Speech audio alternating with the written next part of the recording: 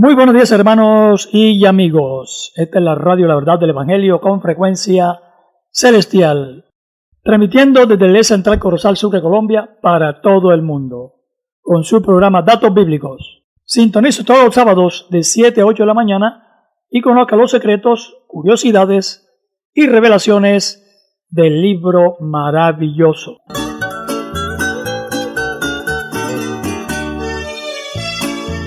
Bueno, hermano, estamos con una serie, figuras literarias de la Biblia. Hoy, con un nuevo tema, la analepsis.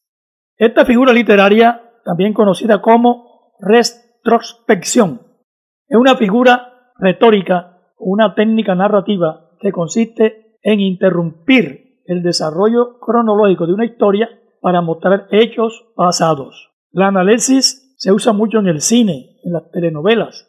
Se utiliza para dar un salto hacia atrás y así contextualizar la historia y explicar una situación que sucedió en el pasado del personaje. Tenemos el ejemplo en Génesis 42, 21 y 22. Y decían el uno al otro: verdaderamente hemos pecado contra nuestro hermano, pues vimos la angustia de su alma cuando nos rogaba y no le escuchamos. Por eso ha venido sobre nosotros esta angustia. Entonces Rubén le respondió diciendo: ¿no os hablé yo y dije, no pequéis contra el joven, y no escuchasteis? He aquí también se nos demanda su sangre. La historia de José y sus hermanos es un ejemplo de analepsis o retrospectiva. Los hermanos de José hablan entre sí, recordando cuando lo vendieron como esclavo en Egipto. Los sucesos que ellos están viviendo en ese momento se los achacan a lo acontecido hacía 40 años atrás.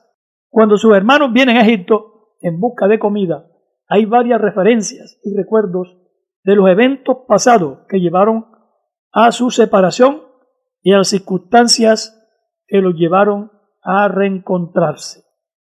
Y en cuanto a la analepsis, es que a los que estamos ya en la fe en Cristo, en el Nuevo Testamento, se nos pide no vivir martirizándonos por los pecados pasados, pero tampoco olvidarnos de dónde nos sacó el Señor.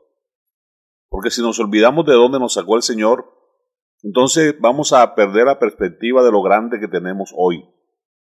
Pero si recordamos que del cielo inmundo, de lo vil, cuando no éramos nada ni nadie, Él nos valoró y nos vino a buscar, vestido de hombre para salvar, porque Él dice que vino a buscar y a salvar lo que ya se había perdido.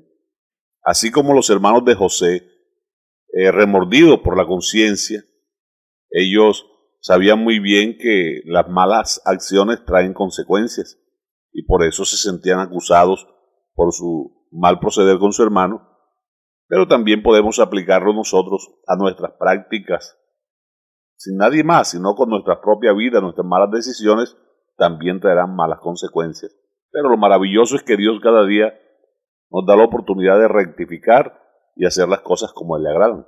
Los hermanos de José hacen remembranza de lo que aconteció en un tiempo pasado para reconvenirse a sí mismos diciendo: por culpa de lo que hicimos nos está pasando todo esto. Es analepsis. Capítulo 1, versículo 3 de la carta a los Hebreos dice lo siguiente: Dios, habiendo hablado muchas veces y de muchas maneras en otro tiempo a los padres por los profetas. Y aquí está hablando del pasado. El pasado sabemos que usó a los profetas, que usó los salmos y que usó la ley de Moisés para dejar escuchar su mensaje. En estos postreros días nos ha hablado por el Hijo, a quien constituyó heredero de todo y por quien asimismo hizo el universo, el cual, siendo el resplandor de su gloria y la imagen misma de su sustancia, quien sustenta todas las cosas con el poder de su palabra, habiendo efectuado la purificación de nuestros pecados por medio de sí mismo, o sea, nuestros pecados pasados, al bautizarnos quedaron sepultados en el agua. Aunque Él no se acuerda de nuestros pecados, que ya nos perdonó, nosotros no debemos olvidar, e insisto, no para martirizarnos, sino para saber de dónde partimos, de dónde venimos, y así vivir siempre agradecidos con el Señor.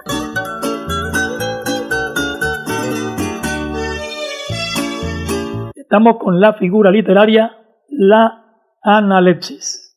Tenemos otro ejemplo en los capítulos de Éxodo 2 y 3. Haciendo un resumen, podemos decir que en Éxodo 2 se encuentra la historia del nacimiento de Moisés y cómo fue salvado de la muerte y criado en casa de Faraón.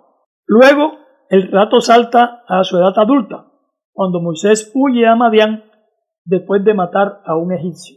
Posteriormente, en el capítulo 3, durante la conversión de Moisés y la conversación de Moisés con Dios, en la zarza ardiendo, Jehová hace una analepsis de los eventos pasados para explicar a Moisés su misión en la liberación de Israel.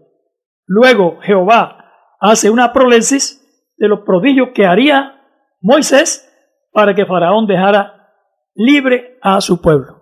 Mire cómo Dios toca tanto el pasado de Israel como el presente y se proyecta al futuro, porque les habla de la tierra prometida y de todo lo que esto conlleva, porque el tiempo está en Dios, y de hecho Él se describe a sí mismo como el eterno presente, el gran yo soy. El pueblo de Israel a cada momento vivía una situación singular, y es un recordatorio con añoranza de aquellas cosas que Dios, digamos, en cierto modo le quitó con la vieja vida.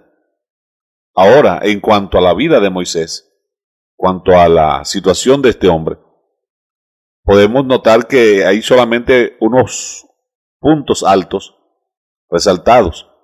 Y si lo traemos a la práctica nuestra, nos daremos cuenta que Dios no tiene una libreta de apuntes para llevar la colección de los hierros nuestros, sino que se fija del deseo de agradarlo, del anhelo que tenemos nosotros de servirle como a Él le agrada. Y el solo hecho de la intención es válida. Por ejemplo, ¿por qué llamó él a Abraham? No porque Abraham ya fuera sano o fuera santo o le fuera fiel, si siquiera lo conocía, pero calificó la intención de querer entender y saber que había un Dios verdadero, que eso que su padre hacía no eran dioses. Y esa fue la plataforma para que Dios se le revelara a Abraham. Entonces, Él hace lo que sea por salvarnos, por ayudarnos.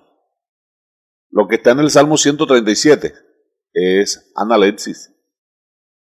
Cuando los cautivos están en Babilonia,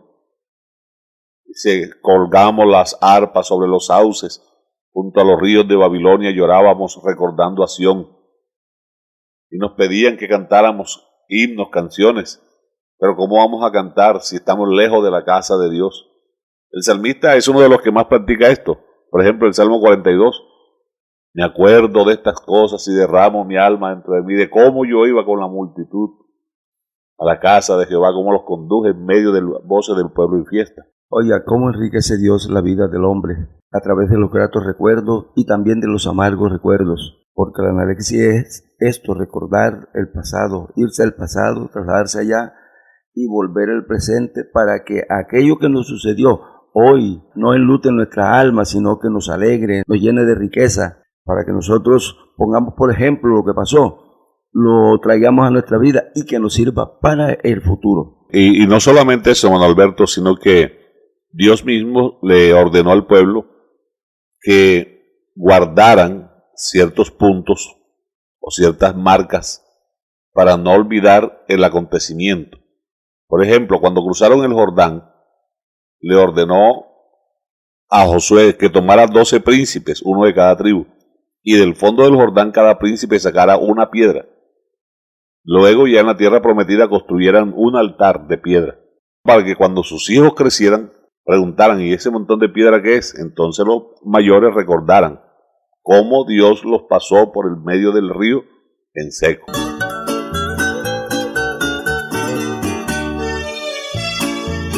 Tenemos otro ejemplo, hermano, en Números 11, de 4 al 6. Y la gente extranjera que se mezcló con ellos tuvo un vivo deseo, y los hijos de Israel también volvieron a llorar y dijeron, ¿quién nos diera a comer carne? Nos acordamos del pescado que comíamos en Egipto de balde, de los pepinos, de los melones, de los puerros, las cebollas y los ajos. Y ahora nuestra alma se seca, pues nada sino este maná ven nuestros ojos. La análisis en este contexto es mirar atrás. Los extranjeros que se mezclaron con el pueblo de Israel tuvieron una gran influencia sobre ellos. El refrán, dime con quién andas y te diré quién eres, cobra sentido en este contexto. Los israelitas querían volver atrás y recordaban con añoranza los alimentos que comían en Egipto y se olvidaron del trato oneroso y el sufrimiento de la esclavitud. Dios, conociendo lo que iba a suceder, los hizo cruzar el Mar Rojo o Mar de los Juncos, que era un obstáculo bien grande como para regresarse. Es tan válido el refrán: el que anda con sabios, sabio será. Pero el que anda con necios sigue cometiendo las mismas necedades. No tiene nada que aprender porque ese es el camino que eligió. Y también nos muestra esa escritura cómo unas pocas personas, una minoría, vino a afectar la parte emocional y las decisiones del pueblo, que les llevaba a nublar la realidad de las cosas. Como el deseo de llenar el estómago, y no es que comía comida en abundancia, y no es que le dieran lo que a ellos les apetecía. Dice la Biblia que el faraón los trataba cruelmente, y Dios escuchó el gemido de ellos, y a causa de eso fue que vino a librarlos. Entonces es no pensar realmente con coherencia y dejarse nublar del pecado, porque eso es lo que hace el pecado. Oh, hermano, decía, y comíamos de balde. O sea, estaban nublados, hermano. Tu entendimiento estaba entenebrecido, que ni siquiera dimensionaban todos los fracasos que habían tenido allá en Egipto. Por la esclavitud, hermano, perdieron hijos, perdieron derechos, incluso sus posesiones y todo, porque eran esclavos, no tenían ningún derecho.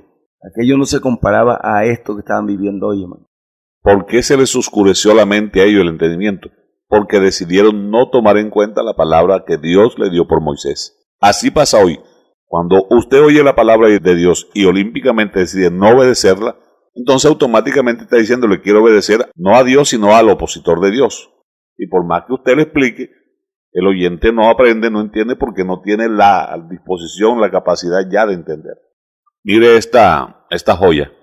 Alabad a Jehová, porque Él es bueno.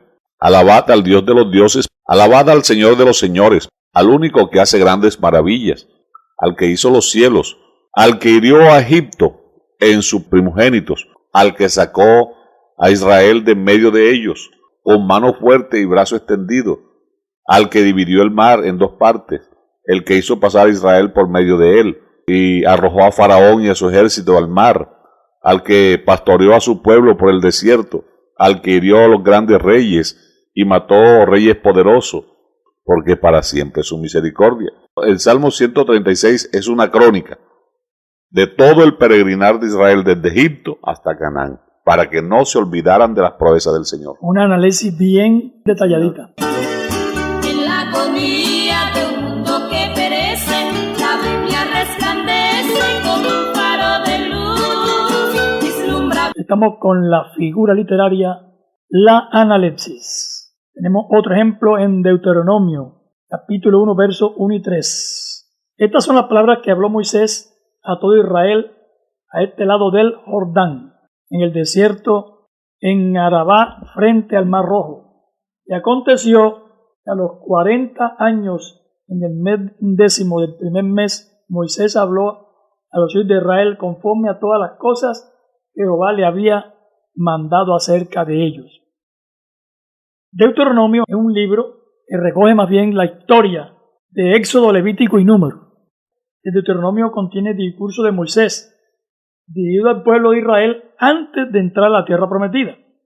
En los primeros capítulos de Deuteronomio, Moisés recapitula, o sea, recuerda la historia de los israelitas desde su salida de Egipto hasta la llegada a la tierra prometida. Moisés hace un análisis de los 40 años en el desierto para recordarle a la nueva generación de israelitas las maravillas y prodigios que Dios hizo en el desierto para liberarlos de la esclavitud de los egipcios. De hecho, el libro de Deuteronomio se llama así porque se traduce como segunda ley. Pero ese es un simbolismo también de que aquel pueblo que salió de Egipto, solamente Josué y Caleb entraron a la tierra prometida. Toda aquella generación quedó postrada en el desierto por su rebeldía hacia el Creador. De manera que Deuteronomio es una recapitulación o una segunda ley escrita para enseñársela a la generación del desierto, que no vieron lo que pasó allá con Egipto, con Faraón y los dioses de Egipto, pero sí vieron parte de los sucesos del desierto y los que acontecieron ya a la llegada en la conquista. Por tal cosa, entonces, Dios mismo establece que todo quede escrito y que se aseguraran de enseñarle y repetirle para que no se olvidaran de los estatutos.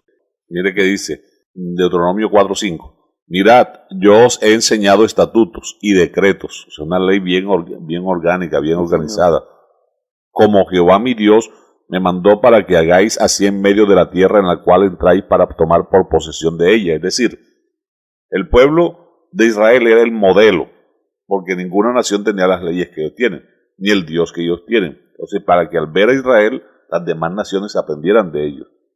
Guardadlos, pues, y ponedlos por obra, porque esta es vuestra sabiduría y vuestra inteligencia ante los ojos de los pueblos, los cuales oirán todos estos estatutos y dirán, ciertamente pueblo sabio es y entendido, nación grande es esta. Muchas veces se dice despectivamente que ya la ley desapareció, que Dios quitó la ley. Hay que entender bien ese término ley.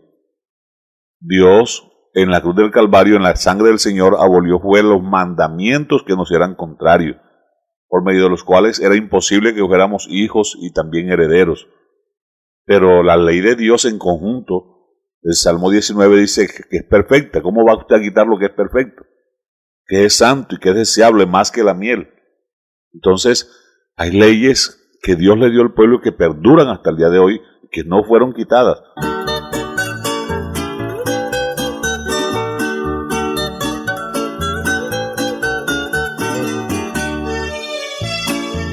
Estamos con la figura literaria, la análisis. Tenemos un ejemplo en el Salmo 105, versos 8 al 11. Se acordó para siempre de su pacto, de la palabra que mandó para 1000 generaciones, la cual concertó con Abraham, y de su juramento a Isaac. La estableció a Jacob por decreto, a Israel por pacto sempiterno, diciendo, a ti te daré la tierra de Canaán como posesión de vuestra heredad. El Salmo 105 recuenta muchos eventos del pasado, como la historia de Abraham, de Isaac y de Jacob, y la liberación de Egipto, recordando las obras de Dios a lo largo de la historia de Israel. Una generación es la vida promedio de un hombre. El Salmo 90 lo calcula entre 70 y 80 años para estos tiempos modernos. Las 1000 generaciones entonces serían entre 80 a 70.000 años. El pacto que Dios hizo de 1000 generaciones está indicando perpetuidad. De hecho, el pacto con Noé está vigente. ¿Cuál fue el pacto? El sello de ese pacto, el arcoíris. El pacto con Abraham, de su descendencia, vendrían las naciones, ahí está la descendencia de Isaac y la descendencia de Ismael. El pacto con Jacob, fue cambiado de Jacob a Israel, cabeza de naciones.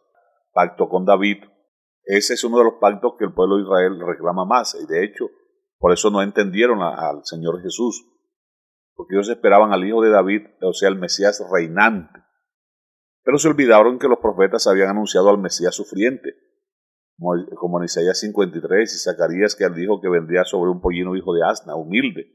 Entonces, ese pacto de David actualmente está suspendido, o con David, hasta que la iglesia sea levantada, porque se abrió el paréntesis de la gracia. Entonces, una vez que la iglesia sea levantada, ese pacto se restaura, porque el sistema cultico de ellos tiene que ser nuevamente activado, y para eso necesitan el tercer templo, que al día de hoy no existe. Por historia y información, se sabe que ya todos los preliminares están listos. Los elementos y objetos de culto del tabernáculo, del templo, están todos ya fabricados. La vestimenta de los sumos sacerdotes y los sacerdotes también está lista, porque imagínense ustedes, compañeros, que los colores que tenían la vestimenta del sumo sacerdote no eran colores artificiales, sino extraídos de moluscos y de plantas. Y el molusco que daba el color púrpura a la vestimenta sacerdotal es un crustáceo marino que había desaparecido y de pronto ha vuelto a aparecer en las costas de Israel. Eso son cosas extrañas. La vaca roja, que hacía más de 2000 años no se criaba una, ya hay evidencia de que las tiene. Entonces todo ha venido dándose, queriendo decir que ya este tiempo de la gracia está terminando y que el pacto con Israel está por terminar de cumplirse. Ellos esperaban también, hermano, que iba a venir el Mesías con brazo fuerte, un Dios de guerra, pero hoy vino un Dios de misericordia en favor de nosotros los que no teníamos esperanza alguna. Entonces vino de esa manera, por eso los judíos no lo entendieron.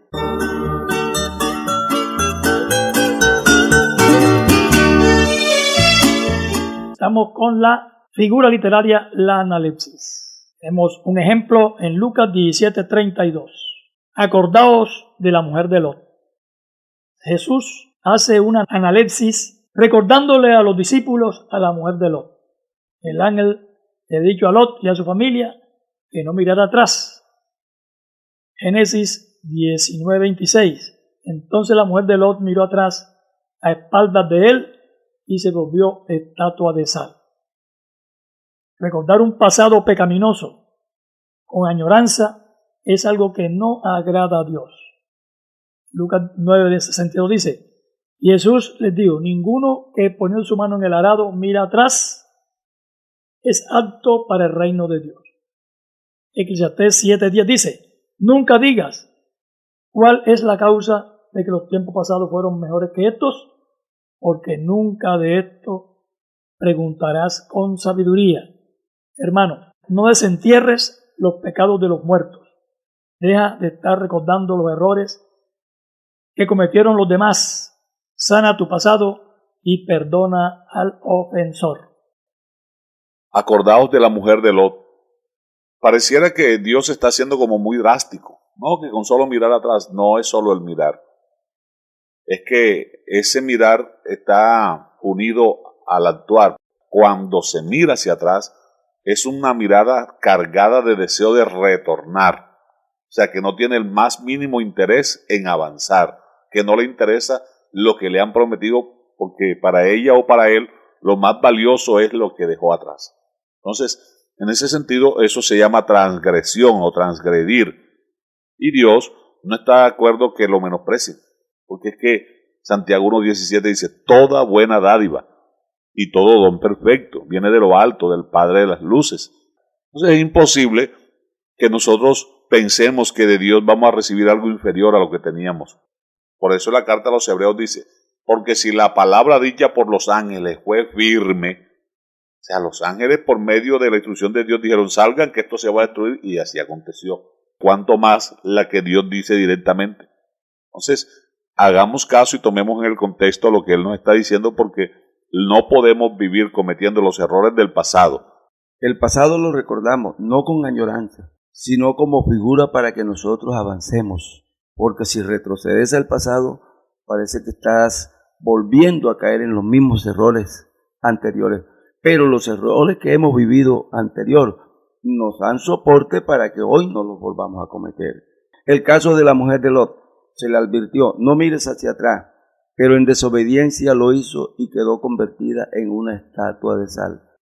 En la agonía de un mundo que perece, la Biblia resplandece como un faro de luz, vislumbra. Ya no podemos olvidar de invitar a la audiencia, suscríbase al canal La Verdad del Evangelio, dale like y tú vas a ser el primero en recibir la información cuando se suba nueva programación.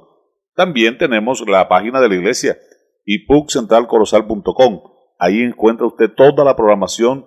Haz parte de ese grupo de hombres y mujeres que difunden el mensaje de salvación a lo largo y ancho del globo terráqueo.